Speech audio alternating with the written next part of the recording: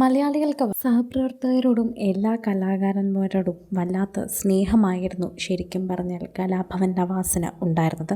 ഒരു നടിയെയും നടനെയും പോലും മുഖം തിരിക്കേണ്ടതോ മുഖം കറുപ്പിക്കേണ്ടതോ ആയിട്ടുള്ള അവസ്ഥകളൊന്നും തന്നെ നവാസ് വരുത്തിയിട്ടില്ല എന്നാണ് എല്ലാവരും ഒറ്റവാക്കിൽ പറയുന്നത്. ഇപ്പോൾ നടി തെസ്നി ഖാൻ ഉൾപ്പെടെ ഇതിനെക്കുറിച്ച് പ്രതികരിക്കുന്നതും അങ്ങനെയാണ്. അവസാനമായി നവാസ് എന്നോട് ചോദിച്ചത് നിനക്ക് സുഖമാണോ, ഉമ്മയ്ക്ക് സുഖമാണോ എന്നൊക്കെയായിരുന്നു. ശരിക്കും പറഞ്ഞാൽ അത് കേട്ടപ്പോൾ എനിക്ക് ഇപ്പോഴും സങ്കടം തോന്നുന്നു.